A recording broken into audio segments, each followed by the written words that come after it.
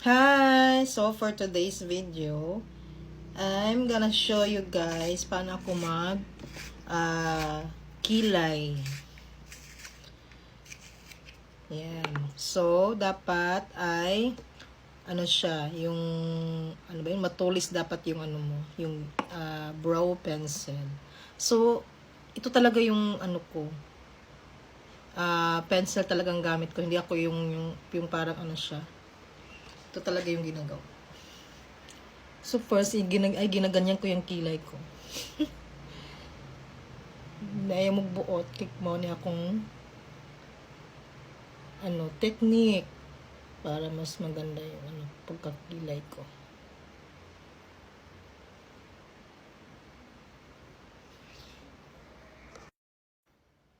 So yan, so after natin maganyan, ma-drawing, so ito na yung gagawin ko. Then, ganyan ko lang. Dapat ay malinis yung kilay mo, guys. Walang mga dapat na trim mo na bago ka magkilay para mas maganda yung pagguhit mo. Hindi siya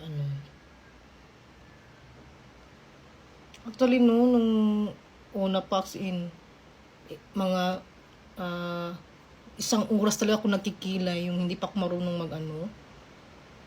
magguhit. As in, isang oras. Nakukonsume yung oras ko dito lang sa pagkikilay. Pero ngayon, na. So, after dapat ay matulis pa rin siya para mas magaling.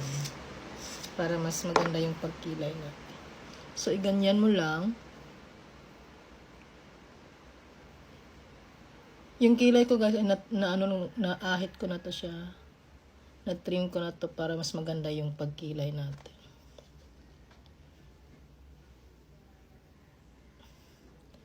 So, sa mga expert dyan, alam ko, meron talaga kayong mag-comment. I'm free sa lahat ng mga suggestions. Pero ito na talaga yung nakasanayan ko. Hindi ako meron sa akin magpatato na lang ako ng kilay. No, hindi talaga ako guys kasi ako yung tao na yung ano bang tawag doon, yung parang hindi basta-basta nagta-trust. Kasi paano kung pagkatapos na matato yung kilay ko is hindi ko magustuhan. Hindi pa naman yun siya ma-erase na, di ba? So hindi talaga. Bahala na parati lang ako dito. Kasi yung tattoo, hindi na yun maalis, hindi na yun siya matanggal. Paano kung hindi ko magustuhan? Paano kung yung habang nagkikilay yung artist, merong mali, hindi ko ayoko talaga. So, that's it. Ito na yung eyebrows ko. Mabilis lang, di ba? 2 minutes. Pero nung bago pala ako, in mga 1 hour talaga. Tapos parati ako erase kasi hindi ko nagustuhan. Okay, pero ngayon, kaya totoo talaga yung sinasabi na practice makes perfect.